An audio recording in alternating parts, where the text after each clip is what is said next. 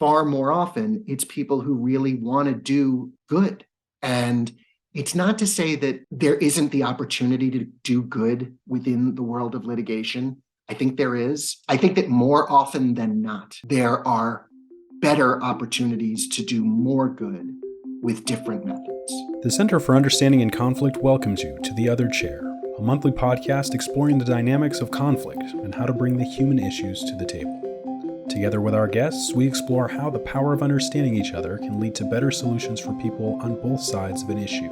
We will also share tips for managing your own mediation practice, approaching conflict in the professional world, and ways to apply our understanding-based model in your personal life. Hello to our listeners and welcome to The Other Chair. My name is James Dyke. Today's guest is Ivan Alter, a collaborative attorney and mediator with offices in Westchester County and New York City. Practicing law since 1994, Ivan previously had a career as a commercial and matrimonial litigator before discovering the understanding-based model, an experience which changed the trajectory of his career. Hello, Ivan, and welcome to The Other Chair. Hi, James. Thank you. Thank you. Thank you for being here. So I understand you do a lot of work with mediation now, but I think it would be helpful for our listeners to take us back to the beginning of your career, when you first became a lawyer and the sort of experience that you had back in those days. So I always wanted to be a lawyer. I know a lot of people choose this profession by default, but for me, it was something that I always really wanted to do. And, it was a combination of the excitement of what I imagined courtroom action would be, and the thought that I'd really be making a difference and helping people. And that was always very exciting to me. So when I came out of law school, I became a litigator, as I had always dreamed, and found that the reality was quite different from what I had imagined. The way people interact in a litigation dynamic is less of the exciting debate of ideas that I had imagined, and a lot more of a slugfest. And I found also that whereas when debating ideas, there's a sense of right versus wrong, that things weren't always that clear in real life, and particularly in the lives of families and small businesses.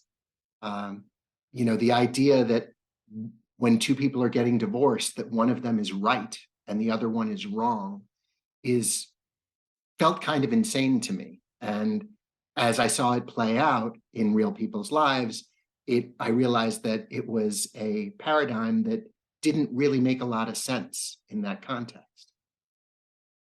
Over time, I came to realize that a lot of the people who came to me looking for help, despite my best efforts, often, I think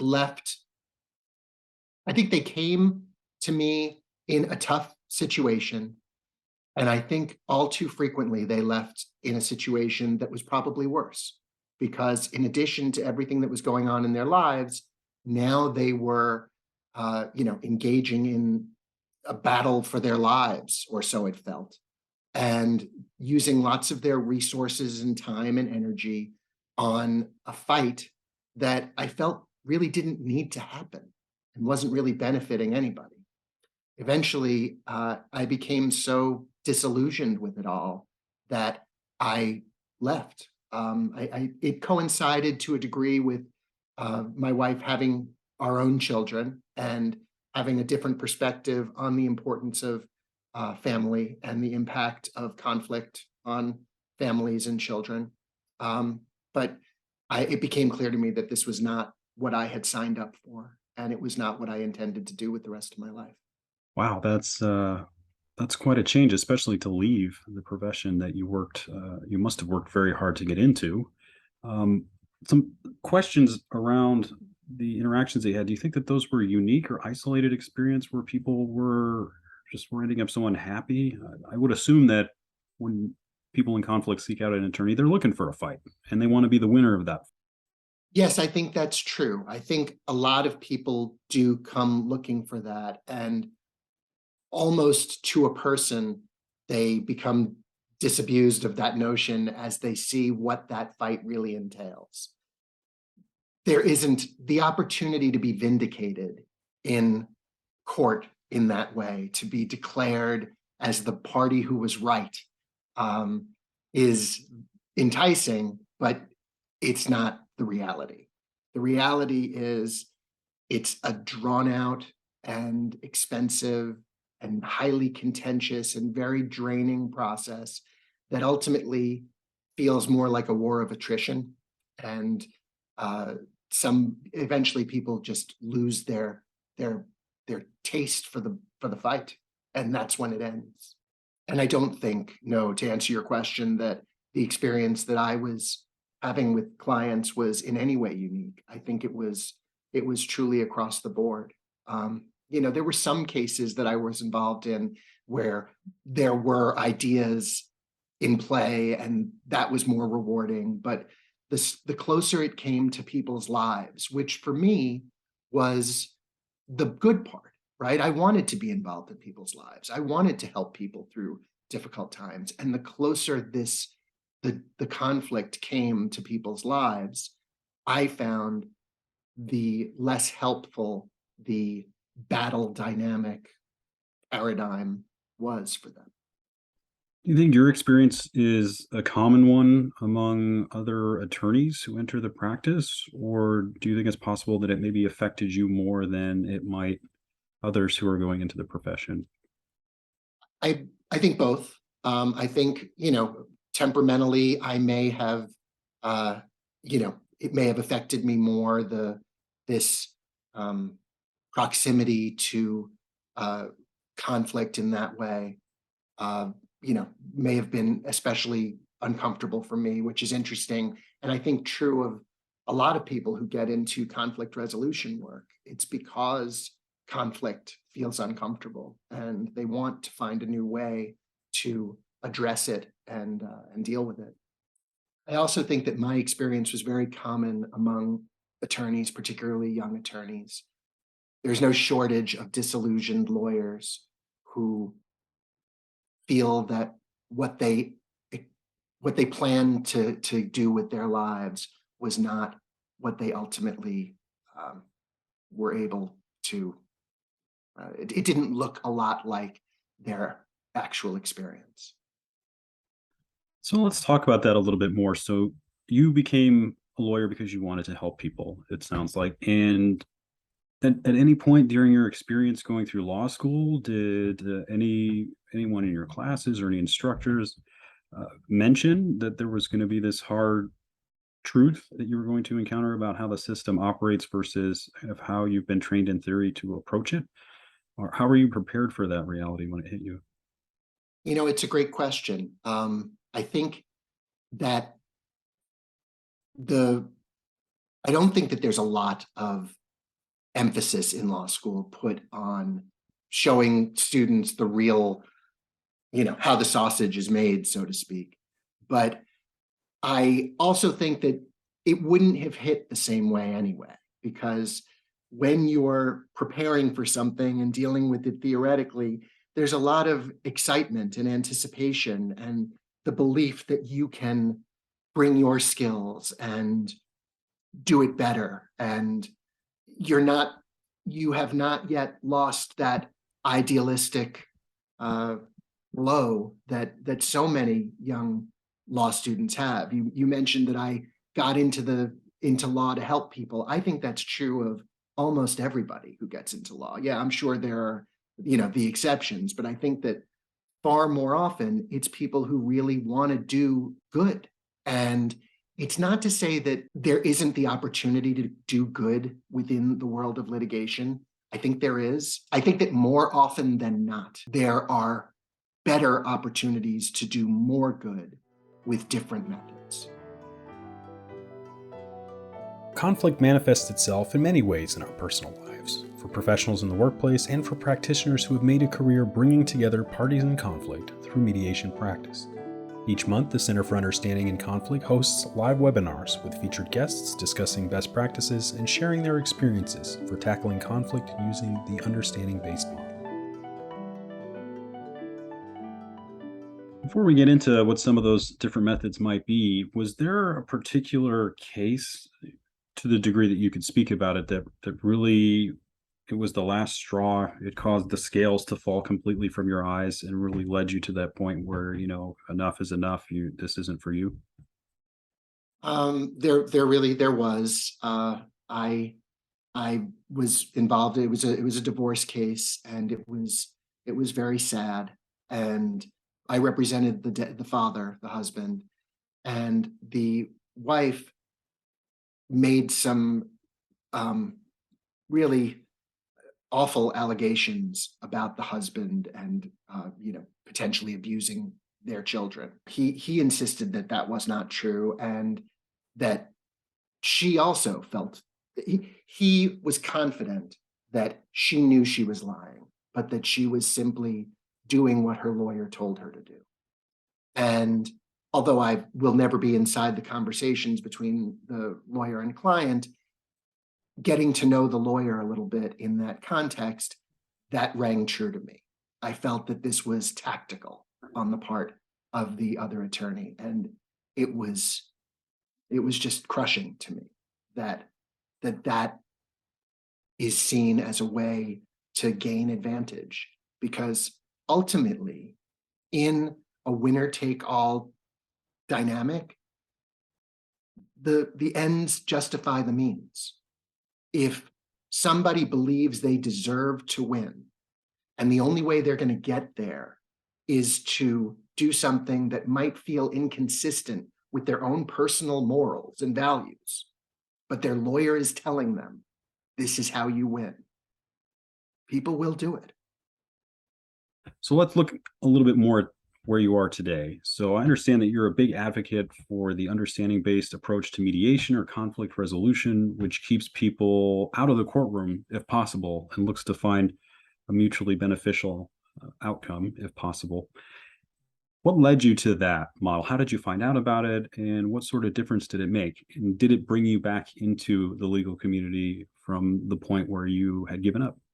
It did. And to a large degree, I stumbled into it. I had left law entirely. I had pursued a master's degree in landscape design, and I had begun doing some work as a landscape designer, which was really interesting and rewarding, but it was not my calling. I don't think it really played to my skills as well as some other things might have. And then there were also pieces of being a contractor that I didn't love. But so still looking, still searching, I I decided to take a mediation training, and it happened to be the one that the Center for Understanding and Conflict was offering. It was referred to me by, I went to a high school reunion and ran into a guy I hadn't spoken to in 25 years, and was talking to him about this, and because he was a mediator, although in a different world of mediation. And I asked him, did it matter which training I took? And he said, well, let me see the ones you're considering.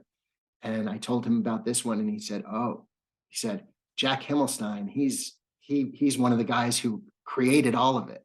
If you can train with that organization, I would do that.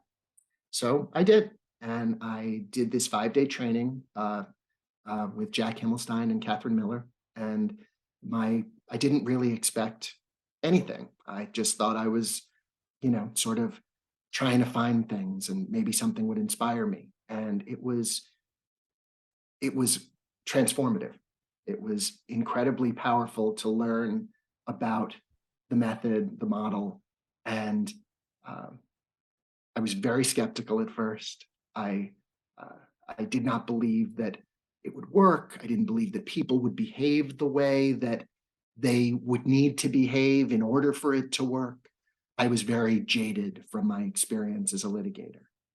But what I came to learn over the time of that training was that people weren't required to give up their anger, their fear, their their conflict. They weren't required to pretend that everything was okay. To the contrary, they were encouraged to, they were encouraged to embrace their, what it was that was going on for them, to really understand it. And that the closer you look at it, the more you learn about it, and the more open you become to finding ways of solving it.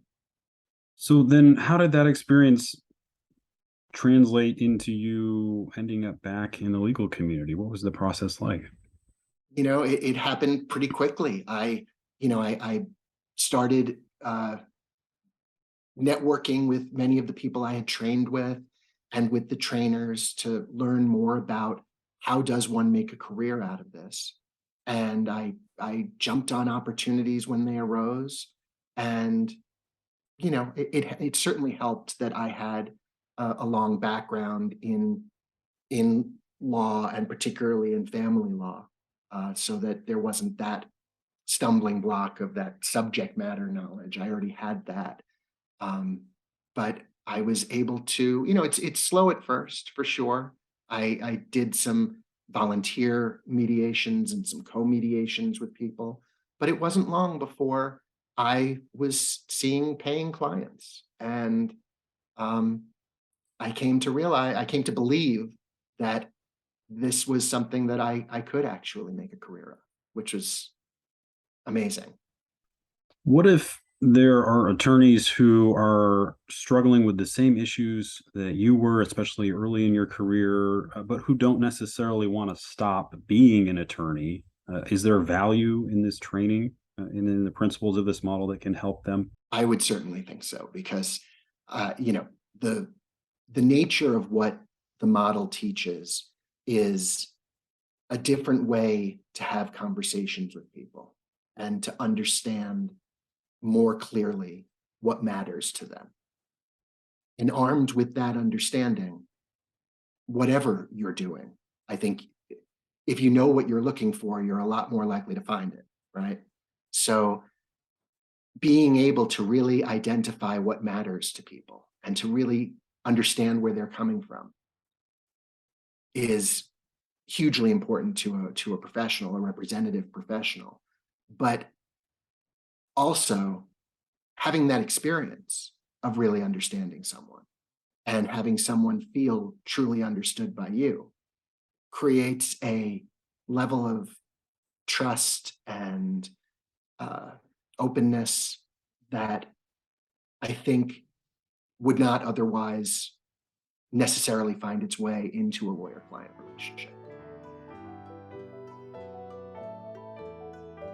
Throughout the year, the Center for Understanding in Conflict hosts in-depth basic and advanced certificate programs designed to train you to become effective mediators and conflict resolution professionals centered in the understanding-based model. Our training programs have been the gold standard in alternative dispute resolution for 40 years and is popular within the legal community with human resource professionals, ombudsmen, and corporate workplace mediation clients.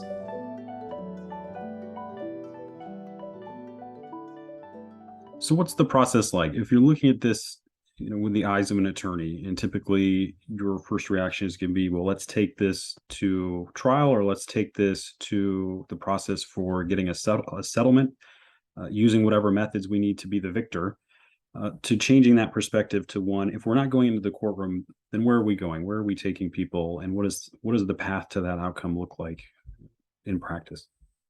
So I think that conflict is inevitable, right? There's a quote that I don't know where to attribute it, but it's conflict is inevitable, combat is optional. And the recognition that we in our lives will disagree with people and will see things differently is an absolute truth. But the notion that we then have to go to war with them because of that is, I don't know when that became the norm or the default way of working out conflict. But what I've come to realize is that most people, given the right tools and opportunity, can resolve their conflicts without having to destroy each other. And for those people, this models like this are incredibly useful.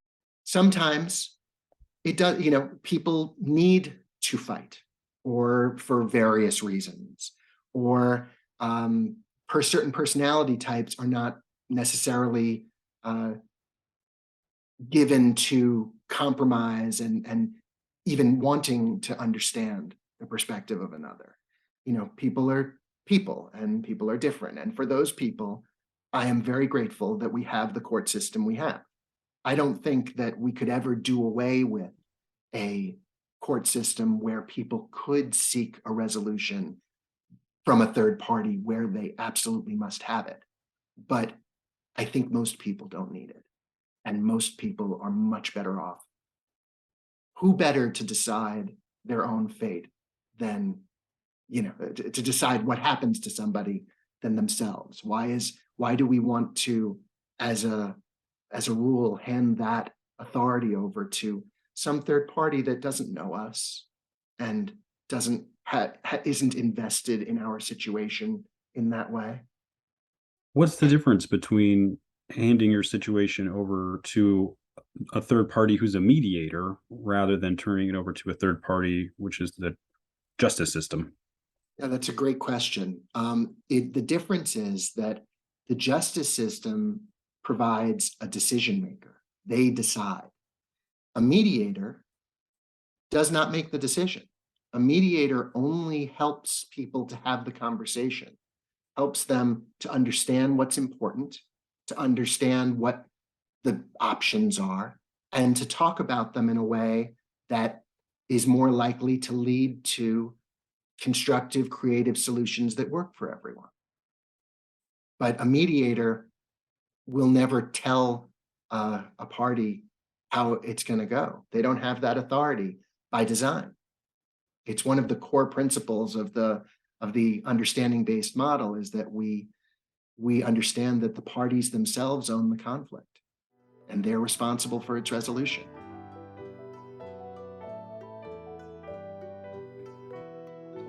This podcast is supported by our CUC Connect members, whose yearly membership includes free attendance to our live monthly webinars, 12 additional featured recordings of past training events, discounts to our basic and advanced training programs, and support from our network of certified trainers for continued professional development. Consider joining CUC Connect today and dive deeper into the understanding-based model. So earlier in the episode, Ivan, I asked you to describe the situation that basically made it was your end point. You decided enough was enough. You didn't want to be involved, as a lawyer in the way that you were. So I'm going to ask you that question again, but this time around mediation. Was there an experience when you started to approach conflict using these tools where you realized there's something to this? I think the first time that I was mediating alone and I was working with a couple that was having a very difficult discussion, and there was a great deal of tension between them.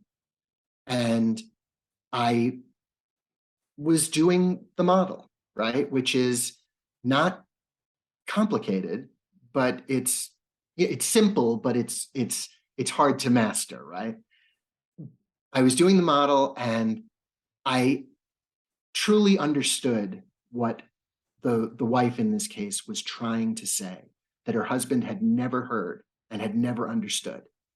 And the way she reacted in hearing that somebody got her, somebody understood what mattered to her, she had like this almost physical release. Like, yes.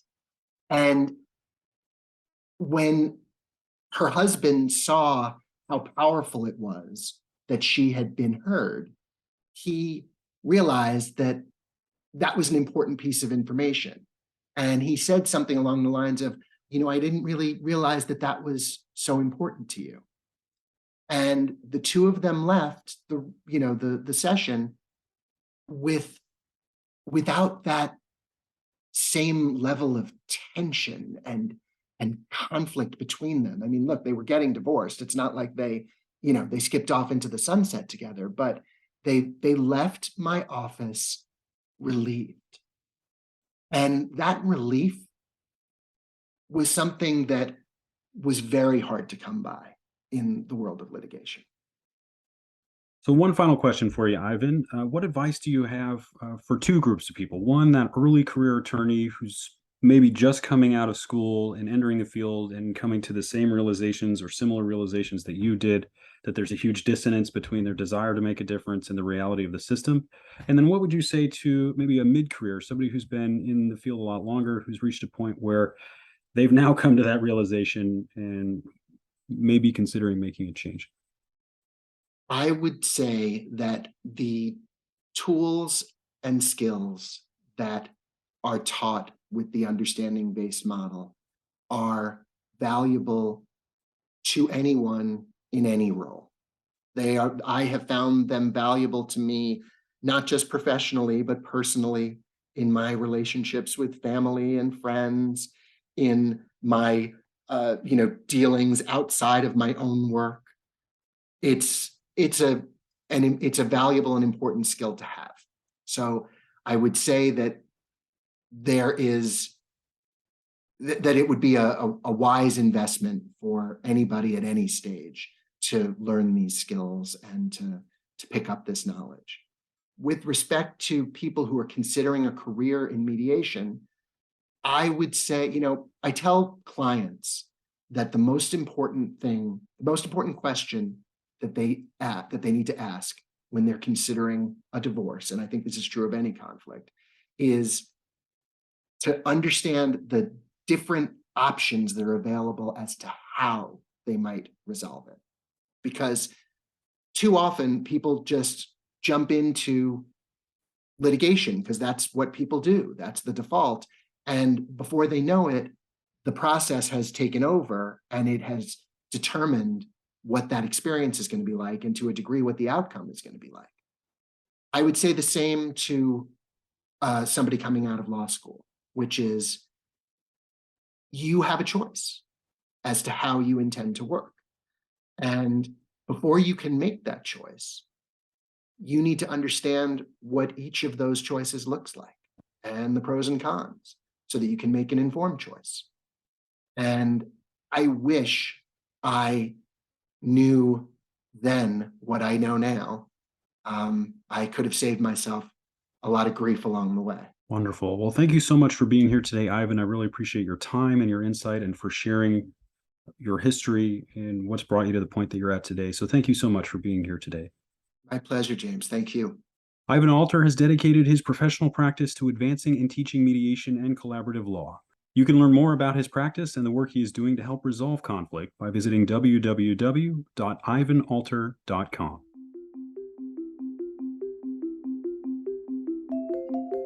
Thank you to today's guest for being with us today, and to our CUC Connect members whose support enables the Center for Understanding in Conflict to bring new perspectives in the field of conflict resolution and mediation to you, our listener, in each new episode. You can find out more about today's episode, along with full interviews and additional information about conflict resolution and mediation using the understanding-based model at www.understandinginconflict.org.